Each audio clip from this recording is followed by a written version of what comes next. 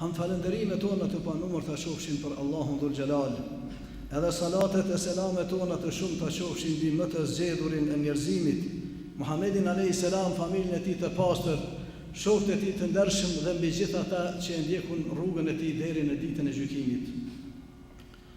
Vëllezër dhe motra, ky pejgamber që po e cekim zakonisht në fillim të çdo hutbe, me një rast të caktuar e ka thonë një fjalë tepër të fuqishme, e cila mendoj se duhet të jetë një frymëzim për ne, duhet të jetë një ders, kisha me thonë, për shumë prej nesh, të cilët ndoshta janë duke pësu asi gjendje çfarë edhe një numër ndoshta i besimtarëve e kanë pësu apo e kanë përjetu në momentin kur i ka thënë Muhamedi alayhis salam këto fjalë. Këto fjalë janë kur pejgamberi alayhis salam me zë të lartë ka thonë: Allahu Akbar, utitu mafatiha ash-Sham. Allahu Akbar, utitu mafatiha Faris. Allahu Akbar, utitu mafatiha al-Yaman. Allahu është më i madhi, më i larti, me janë dhënë mu, thot, qelsat e Shamit, Sirisë asaj kohe që është llogaritë se është pra shteti i romakëve bizantinëve. Thot Allahu Akbar, më është dhënë, më janë dhënë qelsat e Persisë, që ka qenë superfuqia e dytë e asaj kohe. Edhe thot më dha Allahu Akbar, më janë dhënë qelsat e Yemenit. Gjithashtu një vend që ende nuk ka qenë më shumë nën patronatin e shtetit islam ashtu më radhë. Besoj se kushdo që pak ka lexuar rreth jetës së Muhamedit alayhis salam e din se në çfarë rasti Muhamedi alayhis salam i ka thënë këto fjalë. E din se këto fjalë Muhamedi alayhis salam i ka thënë në rastin kur mas paku kishme na i marrë mendja neve, qysh edhe shumë prej ashabëve në atë kohë nuk u ka marrë mendja se e kanë pas ndoshta vendin këto fjalë, edhe momentin, edhe gjendjen e muslimanëve që pejgamberi sa më i thon këto fjalë. I ka thonë kur në rastin e luftës së Hendekut. Lufta e Hendekut, në të cilën e dim se përspari herë ndodh që një ushtri arabe mu mbledh deri në 10.000 vetë, që s'ka ndodhur më herët. Në luftën e Hendekut janë mbledh mase 10.000 vetë mushrik të Mekës e fise të ndryshme, të gjitha të bashkuara ja kanë mësy Medinës. Një herë për gjithmonë janë betu se do ta shrenjosim islamin e muslimanët, do t'i bëjmë që të harrohen nga historia. Kjo ka qenë ideja e mushrikëve të Mekës kur ja kanë mësy Medinës në rastin e luftës së Hendekut që njihet. Edhe padyshim që ka qenë një sprovë tepër e madhe për Muhamedit alayhis salam, po edhe për besimtarët, për sahabët.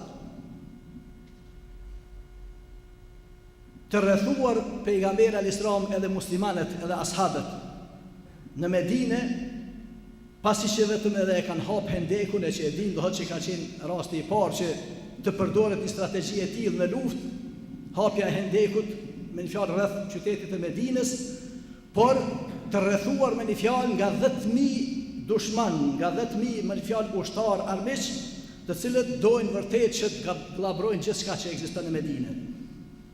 Normal se edhe Allahu xhaleshanu i përshkruan sahabët edhe i përshkruan ata që kanë qenë brenda Medinës. Wa balaghatil qulubul hanajir, thot zemrat me çuta, po shpirtat thot kanë arrit deri te gërklani, me një fjalë janë të dalë gati. As si përjetimi, as si frige, as si trishtimi është, sepse vërtet gjendja e rënë. Armiku ju ka rënë qafë me një fjalë dhe çka, me kaq numër të madh, edhe me përgatitje që e dim se si kanë qenë në krahasim me atë që e ka pas pejgamberi edhe sahabët. Në këto momente edhe ato 2-3 ditë që ka zhvilluar, do thot ajo që është zhvilluar në zemrat e sahabëve, në mendjet e tyre, në zemrat e medinasve, Allahu xhaleshanu po e përshkruan pra që vërtet ka qenë një gjendje jo edhe e thjeshtë, një gjendje trishtimi, një gjendje frige. Por në këtë situatë, në këtë gjendje, pejgamberi alayhis salam po ju drejtohet ashabëve dhe po ju thot: Allahu Akbar, utitu mafatiha Faris, mafatiha Sham, mafatiha al-Yaman. Po, Allahu është më i madhi, më janë dhënë, po më ipen, do të më ipen. Mu me një fjalë do të mundsohet pra shlirimi i Shamit, do të mundsohet shlirimi i Persis, do të mundsohet edhe shlirimi i Yemenit. Në këtë rast, normal që ata cilët kanë qenë brenda Medinës prej dy ftyrshave munafikëve, e cilët e dim se ka pas një numër prej tyre, njëri prej tyre, kur e ndëgjoi pejgamberin alayhis duke i thonë këtë fjalë, edhe që thash në moment vërtet që do shta shumë kujt si mërmenja se mund të thuhen, njëri prej tyre tha, një munafik, tha ne ma shkurt si popull që jena brenda, ne s'po kemi mundësia, s'po frigohmi ma shkurt më u largu prej grupit e me shku derit e me e kry nevojen e me u kthy, pejgamberi çka është të fol, çka është të na premtu. Zemrat e smuta, dje, sot edhe nesër kanë me qenë të këtilla. Ato të cilat vërtet janë pra të mbushura me pesimizëm, ato të cilat janë të goditura nga fatalizmi, ata njerëz të cilët i shohin gjërat vetëm me syze të zeza, kësi qasje kanë ndaj zhvillimeve dhe ndaj gjithë shkafit që ndodhë në ne edhe rreth nesh. Prandaj, duhet ta dim se ata njerëz të cilët janë besimtar të dorëzuar Allahu xhaleshanuhu, ata të cilët vërtet ja kanë dhënë besën Allahu xhaleshanuhu edhe ja kanë frikën vetëm atij askujt tjetër, ata kur nuk shiqojnë me këso syze. Ata nuk njohin pesimizëm, ata nuk njohin fatalizmin. Prandaj edhe jo rastisht pejgamberi alayhis mu në këtë rast pra u ka thonë këte, po edhe ka qenë i sinqert në te. Edhe e dim fort mirë se çush përfundon pra Hendeku që në koshtene jona që mu zerun në te, po e dim edhe çush përfundojnë edhe betejat e tjera, e dim se çush përfundon ma shkurt shteti islam gjatë kohës së Muhamedit alayhis salam, po edhe çush përfundon brenda 20-30 viteve e që krejt këto realizohen.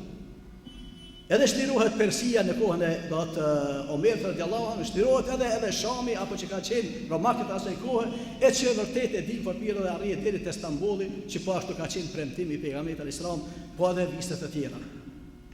Krejt kjo e dim fort mirë që gjajshëm me këte kur ashabët duke u anku disa, duke e përjetuar do të çështjen e dhunës e persekutimit nga ana e mushrikëve kështu me radhë, dihet se vërtet kanë pas momente të krizës me e quajt ashtu, njerëz, edhe ata kanë qenë njerëz, edhe i kanë thonë deri kur ja Rasulullah, a thu se edhe sa ne vetëm do të vujmë, vetëm do të persekutohemi, vetëm do të bëhet dhunë ndaj nesh, edhe sa ja Rasulullah, a thu do të ketë një ditë që ne me një fjalë do të shohim ditë që thomi ne. Pejgamberi sa më njofton edhe thotë, vallahi thotë mos harroni ja. Thotë se ky din edhe kjo fe thotë kom me arrit aty ku lind dielli dhe perëndon. Me një fjalë, lindje e perëndim. I njofton pejgamberi sa sahabët në atë kohë kur kësi gjendje kanë qenë ende. Por thotë, lakinnakum qaumun tastajilun. Po ju, po problemi është që ju jeni një popë që po nguteni. Po doni rezultate shumë shpejt me i po. Po i ngutni pra vjeljen e fryteve e ato nuk bën të vilen pos pasi të piqen. Prandaj edhe na mëson pejgamberi alayhis na mëson Kur'ani dhe suneti pejgamberit alayhis salam, që ne sidomos tash para Ramazanit jo rastisht e kam zgjedhur që këto dy hyrë do m'ia kushtu kësaj teme. Asaj që ka të bën me ata të cilët shohin me sy të pesimizmit, po edhe ata të cilët janë optimistë e të cilët e din fort mirë që pejgamberi son Islami na mëson që besimtarët kur nuk dinë se çka është pesimizmi. Nuk janë ata të cilët i shiqojnë gjërat me syze të zeza. Nuk janë ata të cilët dorëzohen edhe në momentet më të vështira, sepse nëse janë të lidhur me Allahun xhaleshanuhu, e din fort mirë edhe rastin e Musës alayhis salam, edhe ashabët e tij, shokëve të tij, momentin kur ata janë mësuar edhe të largohen nga ai vend i zullumit ku ka qenë, kur veç ushtria e faraonit është duke i ndjek, e dim do të fort mirë se ashabët e Musës thonë, qala ashabu Musa inna lamudrakun, qala kalla inna ma'a rabbi sayahdin. Shok e Musës tanë se neve më shkurt, po e shohin ushtrinë e faraonit se ju është afru, edhe po i thonë Musës alayhis salam se ne na zun me një fjalë. Edhe në këtë gjendje me siguri të plot, Musa alayhis salam thotë kalla inna ma'a rabbi sayahdin. Kurse si me një fjalë nuk e kam këtë frikë, as mos e bardhni këtë frikë, sepse me mu është Zoti im i cili do të më bën rrugë dalje. Edhe po, ai Zoti I bëni rrugtarje, e çajti detin, e hyri, e kaloi, e dim edhe u fundos faraoni dhe ushtria e tij.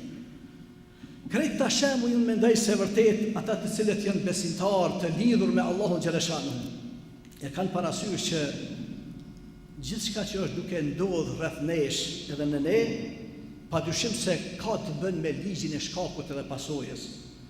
Padyshim se gjithçka që është duke ndodhur rreth nesh është me një mënyrë apo tjetër prodhim I durve tona, prodhim I aktivitetit ton, por është prodhim I ndoshta eventualisht I mos qëndrueshmërisë edhe parjes së gjërave me sy të zi, apo parjes së gjërave në mënyrë pesimiste edhe fataliste.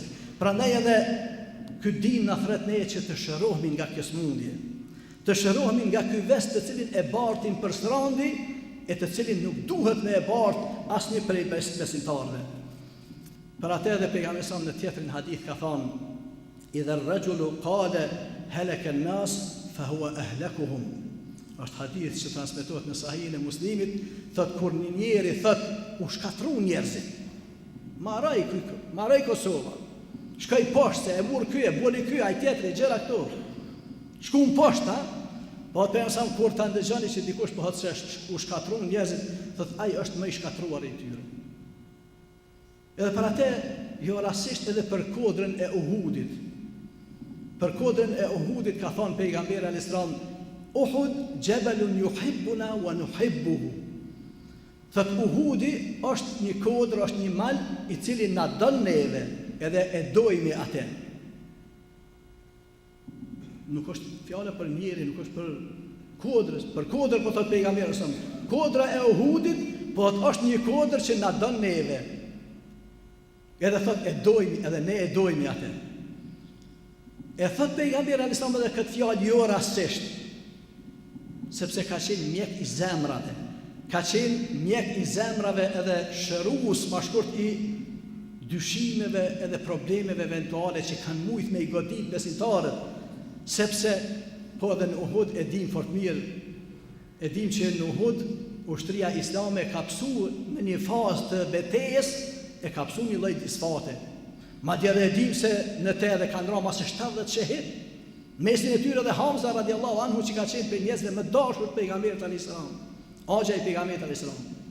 Po kjo ka ndodhur, në Uhud ka ndodhur. Por jo të mirët Uhudi sepse ka qenë traditë e arabëve. Gjaj shumë do të tradita dhe tona tash. Na ka ndodhur kjo fatkesi në Uhud tash. Dile ky vend është I mallkun. Mos afrohemi mo ka Uhudi. Mos shkelum në Uhud mo. As mos afrohemi, mos gjëra këto që kanë ekzistuar në besdytnitë e hershme të tyre. Edhe sot ne disa vende mos ndreni këtu, mos u ndalni këtu. Mos u ulçi këtu, s'bën sen gjona besdytnitë cilat për fat të keq I kemi edhe sot edhe ne. Për më wahjek pejgamberi alayhis salam këto besdytni, po I njofton sahabët edhe ne, thot Uhudi është një kodër që na don neve, edhe na e dojmë atë. Mos keni frikë, lani ato budallaki, ato gjëra të cilat kanë bënë me besdytni të caktuara, por le të jeni bindur se bindin apo. Çështja e aspektit të optimizmit edhe shiqimit të gjërave me sy të mirë, aspekti I trajtimit të gjërave me sy pozitiv, është prej cilësive të domosdoshme të besimtarit edhe besimtarës, që pa të cilën nuk kanë mundësi me arrit asgjë në jetë, në asnjë profesion, asnjë fushë të jetës. Kjo është e domosdoshme që ne vërtet ta kemi cilësitë tona pra, edhe me kësi syri me I shiqu gjërat, edhe me I trajtu zhvillimet e ndryshme që ndodhin rreth nesh, edhe gjithmonë me shiqu se po bi'idhnillah, ajaban li amri al-mu'min, inna amrahu kulluhu khair. Çudi është puna e besimtarit, puna e muslimanit, po thot pejgamberi sa. Gjithçka që I ndodh atij është hajër. Gjithçka që I ndodh atij është hajër, është në të mirën e tij. Edhe ajo që ne kanjëherë shohim se mos edhe ajo është në dobin tonë, vetëm duhet ta presim fundin. Mos ngutemi më njëherë me analizu, më njëherë me dhënë rezultatin, me dhënë mendimin për ndodhinë e caktuar. Le të presim. Nuk shkojnë 3 ditë thojmë, sa ka qenë dobi time që ndodhi ajo. Ndoshta kanë herë 2-3 vjet, ndoshta edhe 40 vjet dikur. Ndoshta dikush edhe ndron jetë, po vijnë gjeneratat e shohin, pas ka qenë hajri madh ajo që ka ndodhur para 100 vjetë. Këto raste, këto gjëra I kemi të shumta Vetëm luftën tonë që e kemi pas para 15 viteve, mendoj se secili prej nesh sot është i bindur se ka qenë hajër i madh për këtë popull dhe për këtë vend. Edhe pse kur kemi qenë në baltën e Bllacës atje, mi pa thonë dikujt, ngjajshëm sikur në luftën e Hendekut, si pejgamberi sa çfarë ka fol, më thonë ti je i mendur, çka jetu thon? Çfarë armërie, çka po flet për çfarë Kosovë po jetu na fol? Por ja se Allahu xhaleshanuhu me këtë këto raste ndodhi, po na mëson se jo besimtarët duhet të dinë që mos t'i dorëzohen momentit, mos t'i dorëzohen edhe mos bëhen viktim e një fatkesie që ata e llogarisin se është ndoshta fatkesi, sepse pra pasoj ko hajër të madh.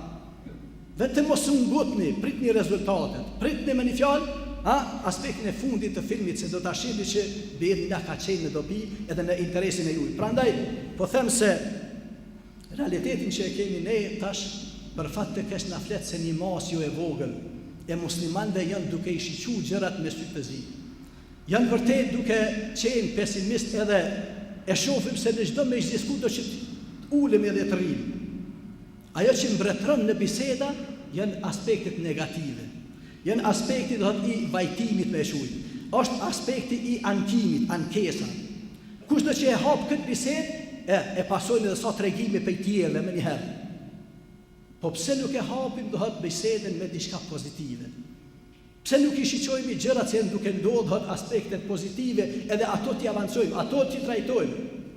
Pse në internetin ton kur flasim gjithashtu e që ka të bënë me rinin e cila është edhe e namazit, është edhe e aspektit të praktikimit, e hasim se vërtet kahja është gjithmonë ka aspektet negative që ato të ndëgjohen, ato klikohen ma shumë, edhe hutbet, edhe derzet, edhe ligjeratat nëse e shiqojmë që është fenomen që donë studim, studim i mentalitetit ton, i gjendjes ton, e shofim se nëse kitë bën me trajtime dhe serioze, nëse kitë bën me temat cilat kanë bën me racionalitet e me gjëra të reale, pak i shef se rinia jonë janë ata të cilët i përcjellin.